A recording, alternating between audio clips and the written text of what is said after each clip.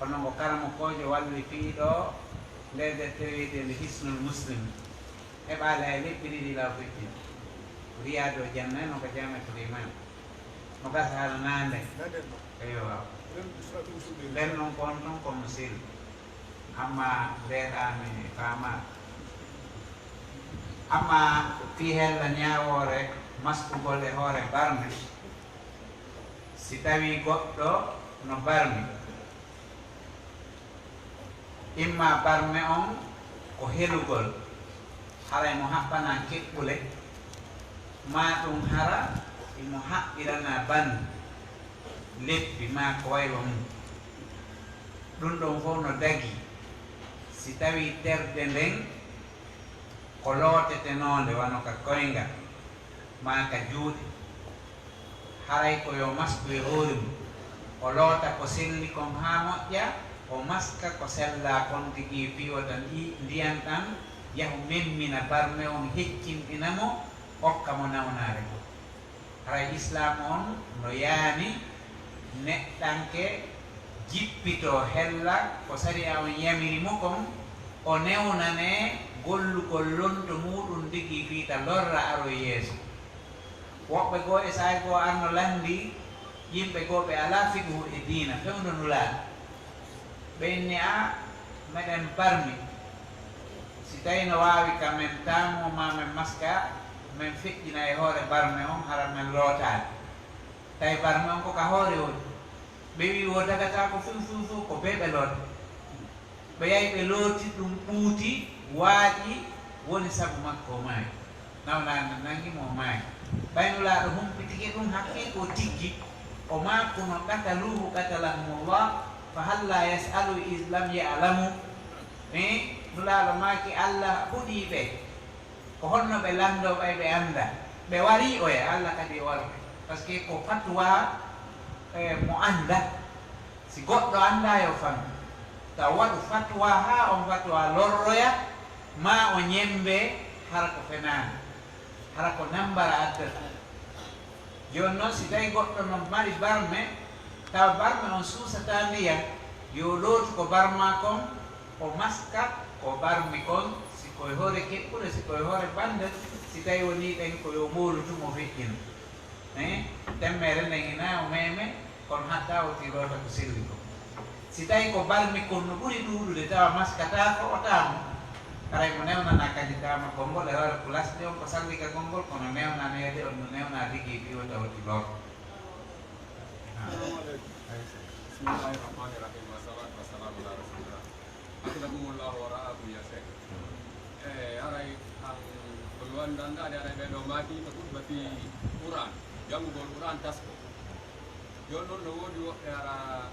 kabe guna da wodi taska gon para be jangira woni kita de ara be alawa de hito. Ana jangir gol dum kita de fonta janga e hunjo janga ne ara alawa de hito. Ko non timugo No mi wiete non ga français lire avec les yeux. ɗum ko timugol wiyete ngen Ganda lima galara ko dana gol fewno futbaw. So mi daari do mi tawi wano do awi de wano 30% 35% ara no tani. Hay si imam o yewti ga darna woɓɓe ko ya tap. ko ikra allah jangugol ngol noon e timugol ngol no seeɗa no woodi ko arabuɓe yenta mutala on ko timugol yani a ƴette ɗum joni min sin ƴetti joni kon téléphone mum ɗo bindi no yaltiti ɗo mi timay mi daaray tum mi feƴƴa mi janggata ko on amma alquran am ko ya janggu nam o ya janggu e nder ko janggata ko haray ɓe heɓde tasakkuye e nder ko janggata kon a heɓi noon tasakkuye kadi wonɗa famude fero ngo sa famata fero ngo a wata heɓde tasakkuye aya joni imamu no janga ɗo innamo alpha wa abahum dallina yimɓe ina amina par ce que ɓe aɗa andude kona wole ɓe sikka kala ka ballina wola e alqurana on koka fatiha ko woti amin aɗa fama allah subhanahu wa taala no no daali alqurana on ko jippinide fiyoɓe miijito bon miƴƴita konngol makko ɓe ɓe faama aareji ɗen ko wii kon ɓe faama firon kon ko landa nder ton nam amma fi ɗana ko wonta dana gongol si tawi ko soƴƴagol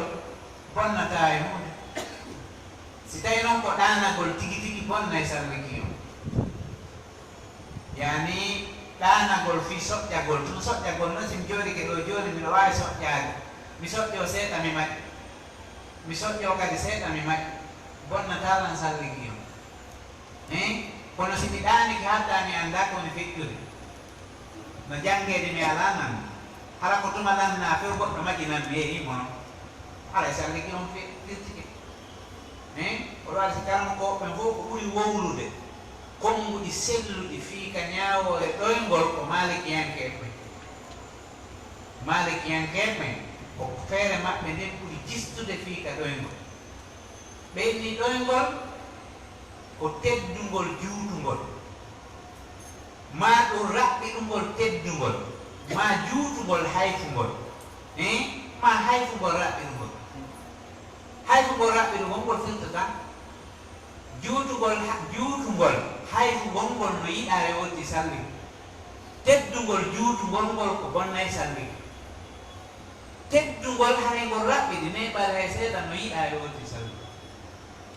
jon noon hellaka ɗoyngol koye ooti wattan yiide yara o soƴƴi sahaba en no soƴƴotono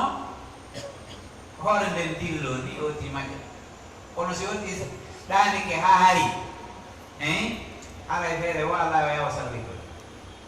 par ce que haray ko henɗum addi ɗum ko haray hakkille ɗe wirniki ko jogoto noon ooti kon ko tawa hakkille ɗe wirnaki ha ɓe addi e hadi tawi kalamuno e makko ɓeyni al aynu wika usahi yani ko guite ɗen woni kaɓɓum duguri on fa ida nama in fata o ɗanoto tun kaɓɓum ko firto si kaɓɓum ko firtike anda koye wiyatoto nder joni ɗum ko maana tun yen andu tun ɗo e mon ngo sigo satti oti ala andude kono feƴƴude koye o salligo nam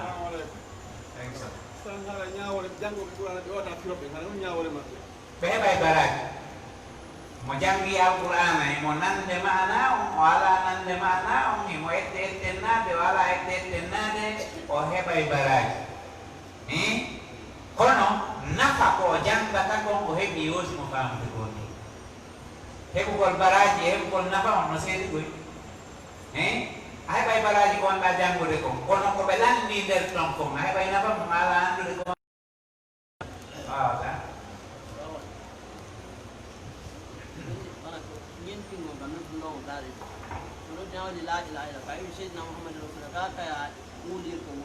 ko yawol ko wi ko ɗum wiyata yawol deweten ka kala e mum no waɗa nafilasi sari on indi ko ya waɗa ɗum ɗo anda sari a ɓura ande sari on ko waɗa ƴawina la ilaha illallah muhammadu rasulullah no sari on wiyawi ko wi ya wi ko noddino on noddinta kon jangiron noon ha so hewti ka hayya ala salat hayya ala falah hara an akkirno ya la hawla wala quwwata illa billah na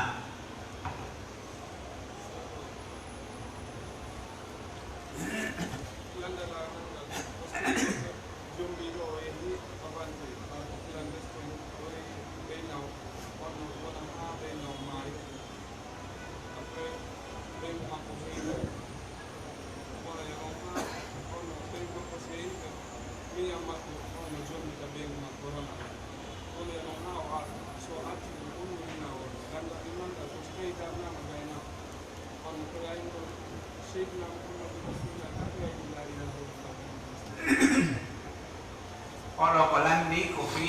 neɗɗo yahuɗo e leydi taƴƴina noon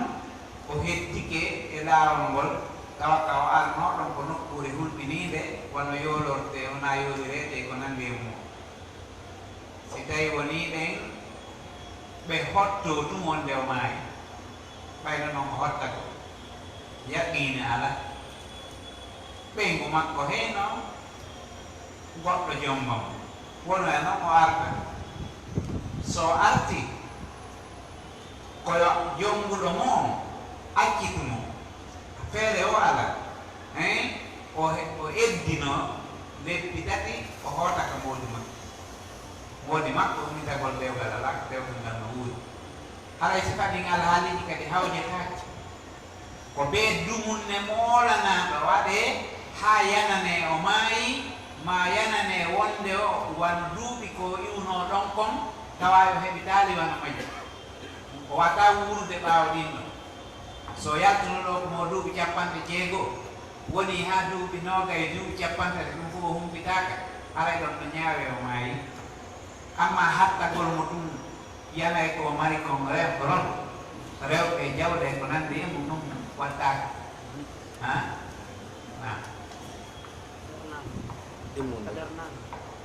darnam nu ko en mo landiti darnam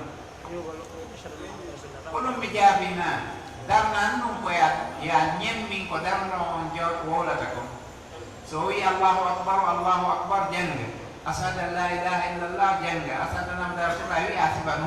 so wi kad qamati salat inna la hawla wala quwwata illa billah woɓɓe no ɓeydi wiigol aqama allah wa adamaha kono ko tabiti kon wiigol tu la hawla wala quwwata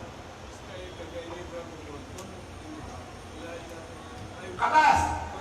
akayni ko wiyata ka wi ɗon kad qamati salat a wi la hawla wala quwwata illa billah ala ni imme amma ino sayyidina muhammadu rasulullah ɗum ala nam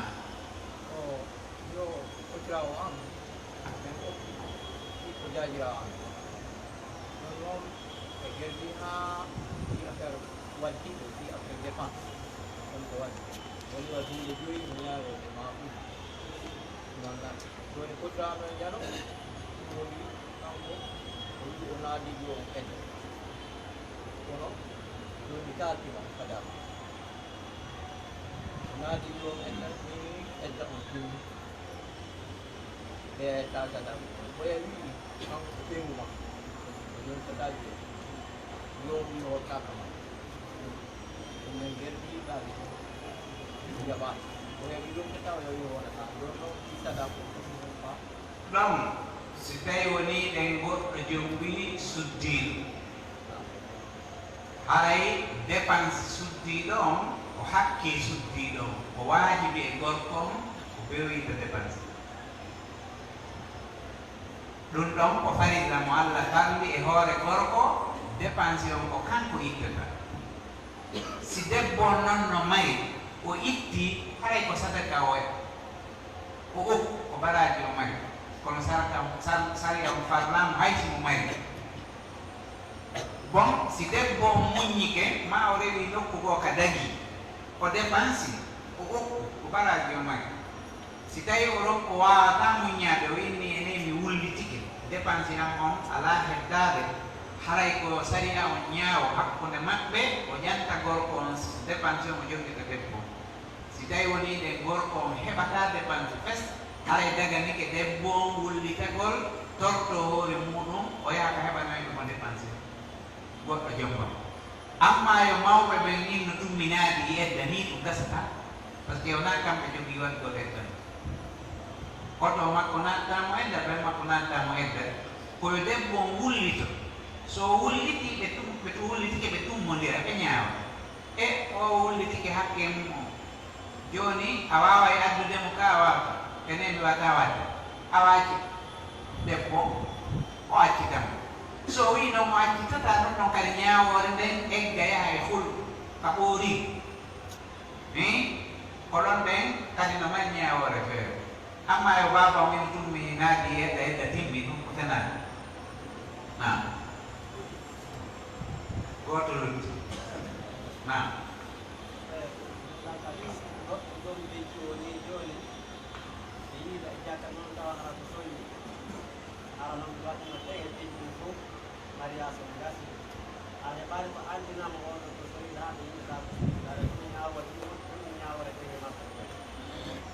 oɗo ko landi ko goɗɗo jommuɗo suddiɗo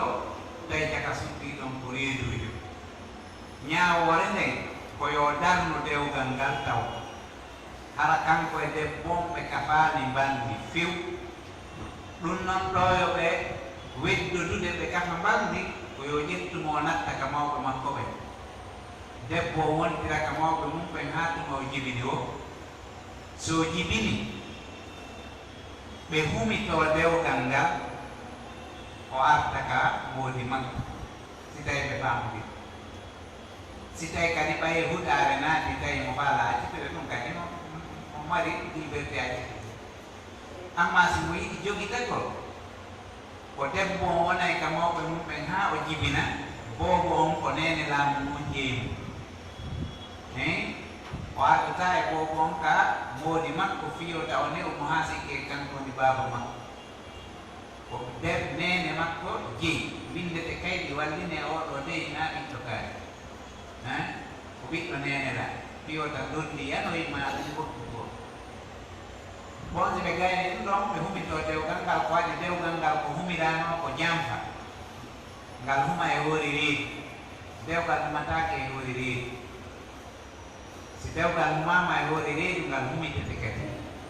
dewgal ngal fillite ko woni o ɗon fillite kadi kadi humugol ngal ngol e seedeɓe ɓe e ko wayi on ko fof na peŋe on wattete kadi kala ko peŋe ala